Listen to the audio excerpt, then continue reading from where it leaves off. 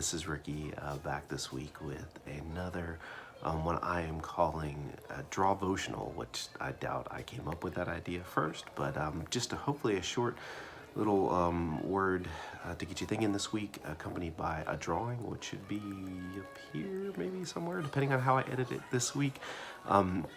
Regardless, I'm glad that you're here and hope that you're doing okay. Hope you're staying safe and well. I want to thank one of my students, Josh, for inspiring me with the idea for this week's video. I saw him posting, asking people to post little things to encourage him and help him feel better as he's feeling isolated. And Josh, I hope you're doing okay. Of course, all my students, all my loved ones, I hope you're doing okay. Hopefully I have a little bit of word of encouragement for you today.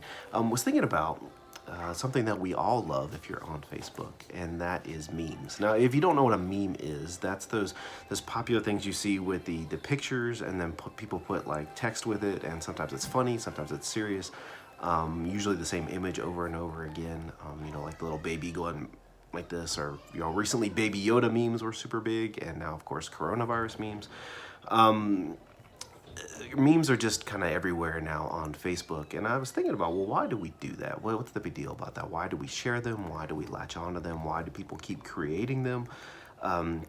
It occurred to me that it's probably because we identify with them so much, whether it's a joke or whether it's something to support our political views, or just to say we like this fandom, this TV show, whatever it may be. A lot of times we like those things, we share them because it helps us feel like we're part of something bigger. Okay, there's this whole group of people that like the same thing we do, and now we're a part of it. Or it helps us feel like someone else has had the same experience we do. They also can't believe that it's so hard to be locked inside with their kids in quarantine.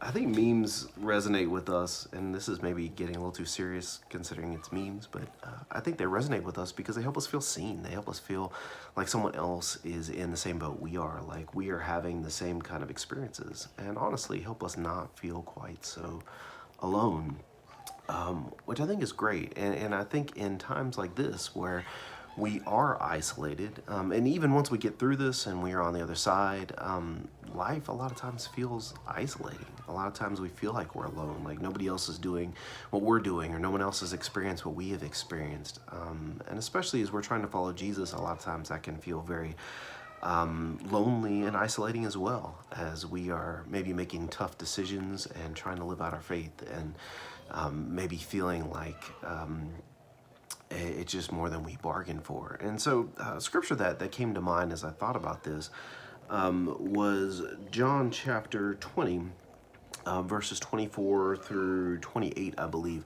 And if you don't know what's going on in John at this point, this is after Jesus has been crucified. This is after he's been resurrected and has come back to the disciples. He revealed himself to them. But of course, Thomas was not there at the time. One of the 12, Thomas, was not present, and so we call him Doubting Thomas, poor guy, because of this incident, because the other disciples said, hey, Jesus is back, and we're excited, and Thomas was like, nope, hadn't seen it, not gonna believe it. And we give Thomas a hard time. I preached on this before, so if you've heard me preach on it, I'm sorry, but I think we give Thomas too hard of a time, because honestly, he asked for something we all ask for. He wants proof. He wants to buy into this excitement of what Jesus is doing. He wants to not feel alone. He's been left out, and he doesn't want to feel that way, but he needs a little bit of convincing. He needs to see and feel and experience a little bit more. And so hear what happens here in this passage. Again, John 20, starting 24. Now Thomas, called Didymus, one of the 12, was not with the disciples when Jesus came. So the other disciples told him, we have seen the Lord. But he said to them, unless I see the nail marks in his hands, and put my finger where the nail marks were, and put my hand into his side, I will not believe it. A week later, his disciples were in the house again, and Thomas was with them. Though the doors were locked, Jesus came and stood among them and said, peace be with you. I love that. Then he said to Thomas, put your finger here, see my hands. Reach out your hand and put it into my side. Stop doubting and believe. Thomas said to him, my Lord and my God. And of course, it goes on longer than that, and Jesus talks to him about faith without seeing, and there's some other stuff going on. But I like to focus on that point Because we see this moment where Thomas needs something more to feel connected to the group. He needs something more to buy into what they're talking about. He needs to see and to experience. And Jesus says, okay, let me show you my wounds. Let me help you understand what I've been through. Let me show you where I've been. And by seeing where I've been, then you will understand me more. You will understand what's going on more. You will feel included and be a part of this journey that we're on.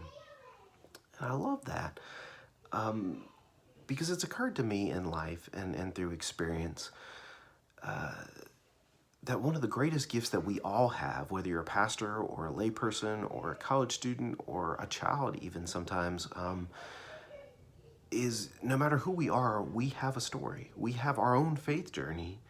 We have things that we can share with each other. And through that sharing, through those experiences, through just being able to say, well, this is what I've experienced. This is where I've been. This is where God has taken me. A lot of times we can bless each other in ways that we didn't expect. A lot of times we help each other feel seen, feel like they're included. Oh my gosh, you experienced that too. I can't believe that. And you made it out the other side.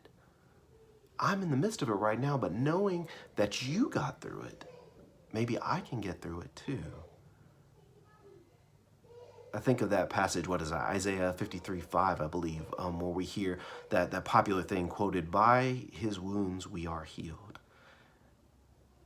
And it occurred to me that maybe by each other's wounds, we can also be healed. If you haven't seen it, there's a great movie by Pixar. It's underrated, I think, because it maybe just didn't catch on for whatever reason, but called The Good Dinosaur. Audie, if you're watching this, was thinking about you. Nonetheless, I love The Good Dinosaur. It's kind of one of those very bittersweet movies. It'll make you cry. At least it made my wife and my son cry when we watched it.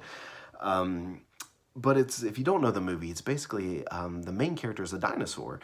And he is separated from his family. And the movie follows his journey as he deals with that separation, as he deals with the grief that goes along with that. And he meets this little caveman, human kid who can't speak. And so they have limited communication. But you have this point in the movie where they're sitting down and I forget how it goes, but they essentially start drawing in the sand to describe their families and to help share with each other that they both have lost family members. And you have this beautiful moment where they share in their grief with each other, where they both come to this realization that, man, we have experienced the same thing. And I think the way it ends is they both howl, because this little kid is very primal. He's almost like an animal. But they share this moment of just this shared grief and shared experience that is really moving, as much as you get in an animated kids movie. But that scene has always stuck with me because it to me is evidence of exactly what we're talking about, of sharing those moments.